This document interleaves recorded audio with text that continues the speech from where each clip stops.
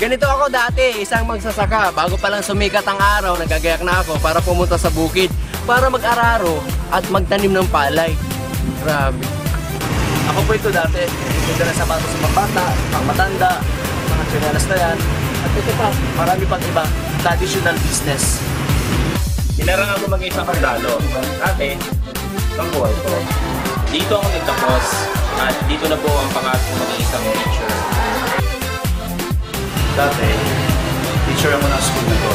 For 9 years, araw-araw pumapasok, nagtuturo sa elementary high school. Ito po ako dati, isang broadcaster. Ako'y gumagawa ng balita, ako ang nag-i-edit ng balita, nagbabalita. Dito po ako sa Radyo ng Bayan. Dati-dati, dito ako nag-opisina, dito ako nag-church, at dito rin ako nagtuturo. Kaya nga, minahal ko ang ganitong klaseng ministry. Dati, ganito ang trabaho ko bilang isang community development worker. Paplano, nag-iisip, nandito sa opisina. Noon, ito ang mundo ko. Araw-araw, dito ako pumapasok. Tumatambay sa loob ng 4 na taon. Dati, estudyante na kami ng school na to. Yan na sa guidance. Ako laging late. Ako, laging niloloko. Ako, pag-gita-gita na lang.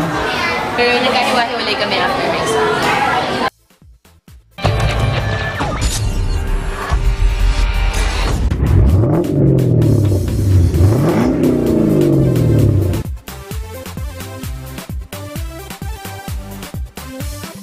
Wala naman sa isip ko ang magnegosyo kasi isa akong magsasaka.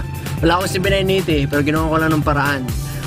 Wala rin akong alam sa negosyo pero pinag-aralan ko lang. Grabe po, after 2 years, first time kong bumili ng sasakyan cash.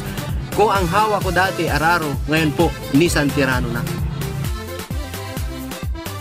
Nung una naririnig ko malaki ang kitaan sa Global, hindi ako naniniwala noon. Pero one time sinubukan ko, eto na, after 1.5 years, eto, Hyundai Elantra 2012 model. Kaya yung mga nagdududa pa dyan at nagtatanong kung malaki ang kitaan dito, grabe talaga kasi ito na ang resulta. Kaya nung dumating sa akin ang Global, ginawa ko ito part-time. After 2 years, sineryoso ko. Eto, nagka-resulta ako. Mitsubishi Adventure. Grabe. Kaya kung ikaw ngayon empleyado, gawin mo itong Global. Seryosohin mo. Sigurado ako, magbabago rin ang buhay mo. Katulad ko. Grabe, ito na.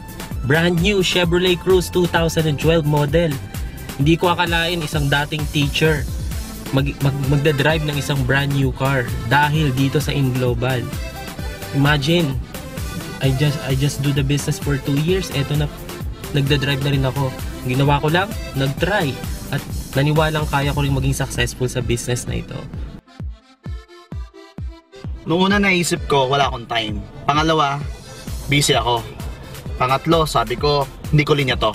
Kaya lang, nung nalaman ko yung sistema ng negosyo, inaral ko siya. Eto nangyari sa akin in 2 years time, nagkaroon na ng ES6 2012 model. At ang malupit nito, ako lang meron ito sa Puerto Princesa. Kung nagawa ko, mas magagawa mo. I'm sure mas magaling ka sa akin. Kaya kung ako lang sa'yo, join ka na. Noong una po talaga, punong-puno ako ng pagdududa dito sa InGlobal. Pero nung nakita ko ang resulta sa ilan kong mga kaibigan dito, talagang tiningnan ko at sinubukan ko, nakinig ako, ginawa ko yung sistema, at makatapos o makalipas ang 8 buwan, eto na. Nagkaroon ako ng resulta, meron na po ako isang napakagandang Hyundai Santa Fe na nakuha ko po galing po sa income ko sa InGlobal. Dahilan sa asawa ko na akala ko wala nang kagamutan ng kanyang karamdaman, pinasok ko ang AIM. Dahilan dito, siya gumaling. Ginawa ko rin ang business nito. Napakaganda. Bakit? Nagkaroon ka ng first car at second car na ito nga yung brand new style Toyota Innova. Kaya blessing kayo po diyan, subukan yung AIM. Napakaganda po talaga. Ang AIM Global, ang una kong pagkakilala ay hindi bagay gawin ng mga professionals na katulad ko. Pero alam niyo, pwede namang subukan eh. Wala namang mawawala sa inyo eh. Tanggalin niyo lang yung pride niyo at pagdududa ninyo. In fact, marami at malaki ang pwedeng mangyari sa inyo. Katulad ko, 11 months, ito na ang aking Hyundai Accent. Noon, wala naman akong plano mag-aim. Kasi unang-una, hindi ko naman linya to. Pero after 10 months kong ginawang business, eto ngayon, nagdadrive ako. Mitsubishi Strada. Kaya kung ako nga nagawa ko, bata, babae pa, kayong mga lalaki dyan, hindi ako makaisip na ibang dahilan para hindi mo kayang gawin to. Dati ayaw ko rin maniwala, pero buti na lang, binabahan ko yung pride ko. After 2 years, nang dahil sa M Global at trinabaho ko, eto una pa lang, Ford Fiesta. Alam nyo, sa totoo lang, nagsisimula pa lang kami. Kaya kung ako sa'yo, sumabay ka na.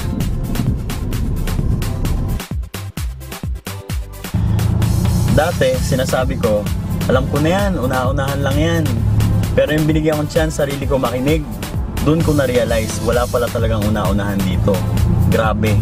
After 2 years, nakadalawa akong sasakyan. Una, Honda Civic. Pangalawa, Toyota Celica.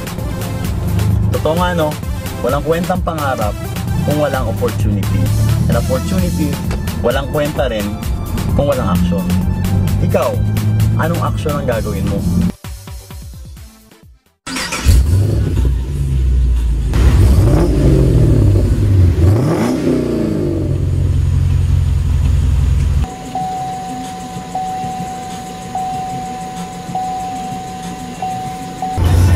Grabe, after 4 years, nakakabigla. Hindi ko akalain na makuha ko yung dream car ko na Camaro.